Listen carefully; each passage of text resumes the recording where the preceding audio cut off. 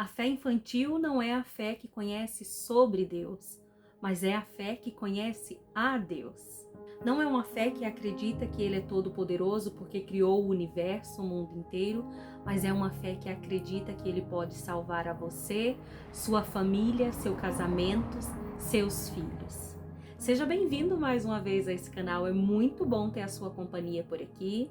Se você é novo por aqui, já vem se inscrevendo, curte, compartilha, para que outras pessoas venham conhecer sobre essas palavras de meditação do dia a dia, tudo isso pautada na palavra do Senhor. Quando nós tocamos nesse assunto de fé infantil, ela pode parecer muito uma fé imatura, algo de criança, algo que não tem muito conhecimento, mas nós vamos entrar um pouquinho nessa questão de fé infantil e entender sobre ela. Quando nós somos crianças, você já percebeu que a gente sente as coisas de uma forma mais intensa, sabe? De uma forma mais, como que eu posso falar para você? De uma forma com convicção, uma forma forte, confiante plenamente. É esse tipo de fé que nós vamos falar hoje. Aquela fé de criança que confia e confia plenamente, numa fé que não é pautada em ciência, em circunstâncias, nas coisas boas ou nas coisas ruins. Você simplesmente acredita e acredita de coração. Alguns vídeos têm circulado na internet, eu acredito que você já deva ter visto algum deles, em que você vê crianças conversando com Deus. Pensa numa cena incrível de ver, sabe, que move o nosso coração. Eu não sei se você teve essas experiências na sua infância, de conversar com Deus, ou entender dessa majestade dele, mas uma majestade que ao mesmo tempo se conectava com você. Sabe, um Deus que se alguém dissesse para você que ele poderia fazer todas as coisas, você de fato acreditava que ele poderia fazer todas as coisas, sabe? No momento exato, você iria pedir e ele iria responder, sem nada vir a interferir ou impedir. Em que momento que nós crescemos, entramos na nossa vida adulta e perdemos esse conhecimento, essa fé genuína, essa fé infantil de que podia tudo acontecer, de que era visível, de que era verdade? Onde foi que a nossa vida de jovem, de adolescente, de adulto nos fez trazer tantas coisas que aparentemente parecem ser tão reais, tão palpáveis, mas que ao mesmo tempo fez com que nós desacreditássemos de tudo aquilo que a gente acreditava com tanta convicção? E saiba que a grande questão da fé não é o tamanho que ela tem, se ela é uma fé grande ou uma fé pequena. Até por isso Jesus falou que se nós tivéssemos uma fé do tamanho de um grão de mostarda, nós olharíamos para os montes e diria para eles: saiam daqui e vá para ali. A questão da fé é em quem está depositada a sua fé. Não é que quando nós vamos crescendo que a nossa fé vai diminuindo. É que quando nós estamos crescendo, nós paramos de depositar toda a nossa confiança naquele Deus super poderoso, dando de tudo, e passamos a depositar a nossa fé naquilo que nós conquistamos, naquilo que nós ganhamos, naquilo que nós vemos, naquilo muitas vezes que nós estudamos e vamos conhecendo além desse Deus. O fato simplesmente é que nós não só paramos de crer, nós paramos de confiar, nós paramos de nos relacionarmos com esse Deus. E hoje nós vamos conhecer na Bíblia uma pessoa que viveu essa fé de uma forma tão genuína. Em Marcos, capítulo 5, eu vou deixar aqui embaixo a referência, nós vamos encontrar a história da mulher do fluxo de sangue. Uma mulher que a Bíblia não lhe dá um nome, não diz para nós quem exatamente ela era, mas conta para nós que ela viveu por 12 anos com um fluxo que não cessava. Para nós hoje é como se fosse uma hemorragia contínua. A Bíblia relata que ela gastou tudo o que tinha, com todas as informações médicas que poderia, com todos os procedimentos da época, e isso não lhe trouxe a cura. Pela lei da época, uma mulher que se encontrasse nessa condição de fluxo de sangue, de uma hemorragia, ela era considerada uma mulher impura, onde ela não poderia frequentar os lugares, o templo, não poderia viver em sociedade e nem mesmo com a sua família. Ela era uma mulher que viveria isolada a partir daquele momento. e toda aquela pessoa que tocasse nela se tornaria impura e também não poderia frequentar esses lugares. Então você agora pare para refletir como deveria ser difícil a vida daquela mulher. Há 12 anos ela vivia daquela forma. Não poderia se casar, não frequentaria os ambientes familiares, os lugares onde passava ela era considerada impura, então ninguém chegava próximo. Era uma vida de total solidão, tristeza e desespero. Até que um dia essa mulher começa a ouvir que existe um mestre na cidade que tem realizado milagres e tem transformado vidas. Mas como agora ela poderia se aproximar de Jesus e da multidão, sendo ela uma mulher impura? Era algo quase que impossível, que iria exigir dela muita coragem para se colocar naquela situação. Mas o que afinal ela teria a perder? Eram 12 anos de sofrimento, onde a Bíblia relata para nós que ela já havia tentado de tudo, inclusive teria perdido todos os seus bens, investido em curas, tratamentos. Então ela, ouvindo rumores e vendo que o mestre estava se aproximando da sua cidade, ela vai até aquela multidão. Imagine agora, no meio daquela multidão, arrodeado de pessoas, querendo ouvir e ver Jesus, quantas pessoas trazendo seus problemas até ele, no meio daquela situação alvoroçada. Imagine agora como ela iria entrar até aquele momento para então falar com seu mestre. Foi quando veio na sua mente onde ela disse assim: eu não preciso conversar com ele, eu só preciso tocar o seu manto. Viu aí onde entra a fé genuína, a fé infantil, que a gente agora não coloca as limitações do dia a dia. Ou será que vai acontecer? Será que ele vai realmente me transformar? Será que ele vai trazer a cura para mim? Isso não foi empecilho para a vida daquela mulher. Ela, ao chegar ali, foi entrando e foi tentando, se esforçando, até que de fato ela foi lá e apenas tocou nas vestes de Jesus. No mesmo instante, Jesus, percebendo que dele havia saído o poder, ele para e começa a perguntar para a multidão: quem tocou em mim?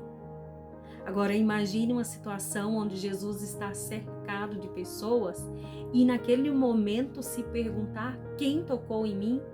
Inclusive um dos discípulos de Jesus diz assim para ele: mestre, olha o tamanho dessa multidão em tua volta e tu pergunta: quem tocou no Senhor? Mas o Senhor Jesus sabia por que daquela pergunta. Jesus sabia que não foi o tocar no manto que a curou, foi o tocar em Jesus. Muitos naquela multidão haviam ali esbarrado no Senhor, indo, voltando, se apertando para tentar conversar com ele, achando que o milagre só ia vir de uma conversa, um momento em que Jesus iria parar para ouvir. Jesus sabe distinguir entre um toque e um esbarrão. Naquela multidão, muitos esbarraram no Senhor, mas apenas aquela mulher o tocou. E no meio daquela multidão, ele fez questão de perguntar: quem me tocou? Então aquela mulher, sabendo o que tinha acontecido, com medo ali, nervosa, ela se joga aos pés de Jesus e contou tudo o que tinha acontecido. E ele olha para ela e diz: filha, vai em paz, a tua fé te curou. A Bíblia não traz para nós exatamente o porquê Jesus chamou ela de filha. Mas aqui, quando a gente começa a entrar nessa história de um abandono, de uma solidão, de um isolamento social, é como se Jesus, naquele momento, em meio à multidão, ele trouxesse para ela uma afirmação social. Sabe, você é minha filha. Talvez, devido àquela circunstância, não sabemos, um dia o Senhor nos dirá. Talvez a sua família tenha dito para ela que ela não mais fazia parte daquela família. Quem sabe o seu próprio pai tenha dito para ela lá no início da sua impureza que ela não mais era sua filha a partir daquele momento. Não sabemos exatamente o que aconteceu, mas sabemos que a afirmação de Jesus, ao chamá-la de filha, trouxe para ela uma validação social. E eu pergunto para você, qual foi o milagre dessa história? E você pode retornar essa pergunta para mim e dizer assim, mas Valquíria, é óbvio que o milagre dessa história foi a cura do fluxo de sangue. E eu quero trazer para você uma outra perspectiva. Sabe qual foi o milagre? Foi uma fé genuína, que não se limitou a conhecimentos sociais, a circunstâncias, apenas foi. Uma fé que de fato imaginou e creu que não precisava conversar, que não precisava chegar até lá, apenas tocar, que dele sairia o poder que iria restabelecer a sua saúde. Esse foi o grande milagre que aconteceu. Um milagre que aconteceu para que outro milagre então viesse a acontecer. Na nossa vida, nós viemos passar por muitas dessas situações. Talvez os nossos milagres ainda não tenham acontecido, porque antes do milagre acontecer, precisa existir um milagre de uma fé que, como uma criança, tem toda a credibilidade no seu pai. Nós podemos ver com essa história que todos ali tinham fé. Afinal, eles foram até Jesus, era uma grande multidão. Aquele que não acreditasse que Jesus poderia fazer alguma coisa, não teria nem ido até ele. Então, todos ali tinham fé. Mas essa é a grande diferença, que muitos ali tinham fé. Mas a sua fé não era genuína a ponto de confiar que apenas um toque iria fazer total diferença. Aquele toque não tocou apenas nas vestes de Jesus. Aquele toque tocou no seu coração. Os outros apenas esbarravam. E isso a gente pode trazer para a nossa vida. Em quantos momentos nós estamos apenas esbarrando no Senhor? Muitas vezes a nossa fé tem se assemelhado à fé dos pagãos dos tempos antigos, que acreditavam que os seus deuses apenas estavam presentes no seu lugar de culto.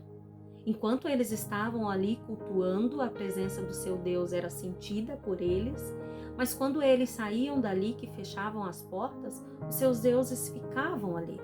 E quando eles precisavam de novo conversar com esse Deus, eles precisavam retornar ao seu lugar de culto, de adoração, e ali ele iria se encontrar com seus deuses. Talvez seja essa a fé que nós estamos vivendo hoje, que acreditamos que conhecemos a Deus, mas que Ele só se faz presente na sua casa, que você só tem comunhão e relacionamento com Ele na sua casa. A nossa fé, ela precisa ser uma fé contínua, de relacionamento, que sabemos sim que podemos encontrar esse Deus na casa dele, que ele próprio determinou que ali seria um lugar de encontro, mas não é encontro só com ele, é encontro com outros irmãos. E quando nós saímos dali, nós possamos sentir de fato a sua presença. É trazer a esse Deus para a sua casa, para a sua comunhão, estar lavando uma louça, estar conversando com Ele, estar fazendo as nossas atividades, um trabalho fora, nos relacionando com as pessoas e tendo a presença desse Deus. Uma fé tão genuína que faz com que nós venhamos a nos relacionarmos com Ele todos os dias. Sabe? Você consegue estar com um amigo e não conversar? Quando nós convidamos um amigo para nossa casa, para o nosso lar, nós queremos conversar como estamos, como nos sentimos, ou se nem isso nós queremos fazer, mas nós conversamos. Sabe? Existe um relacionamento. E é isso que o Senhor tem dito para nós hoje. A nossa fé, ela precisa ser tão palpável como um relacionamento real para as nossas vidas. É confiar que esse Deus não apenas quer fazer, não apenas pode fazer, mas Ele vai fazer segundo a sua vontade. Essa fé que é tão genuína que se torna um relacionamento vivo que nos acompanha, que faz nós acreditarmos que nós não só estamos convivendo com Ele quando estamos na sua casa, mas que nós trazemos Ele até a nossa casa, porque nós o amamos e queremos muito a presença dEle. Eu espero que você retorne a ter uma fé, mas uma fé infantil, não no sentido de falta de amadurecimento, mas uma fé que de fato acredita que se é necessário, Ele vai abrir o mar agora, nesse momento, que se é necessário, Ele pode escurecer o dia num horário de umas 3 horas da tarde. Uma fé que não precisa ser tocada, mas uma fé que é baseada naquele que pode todas as coisas, inclusive realizar os seus planos na nossa vida. Eu espero que o Senhor abençoe grandemente e que você traga para a sua vida uma vida real de fé e relacionamento. Uma fé genuína que é um relacionamento vivo que acompanha você. Não é um relacionamento de momentos distante, onde você acha, onde você apenas crê que é um Deus da Bíblia Salvador, mas que você de fato acredita que Ele não é apenas um Deus da Bíblia. Ele é o Deus da sua vida, da sua família. Eu não sei, nesse momento, qual é o seu impossível. Eu não sei o que tem afetado você. Talvez seja uma doença, como foi a mulher do fluxo de sangue. Talvez seja condições financeiras, talvez seja condições familiares, seus filhos, seu casamento. Mas uma coisa eu sei, toque o Senhor com seu relacionamento.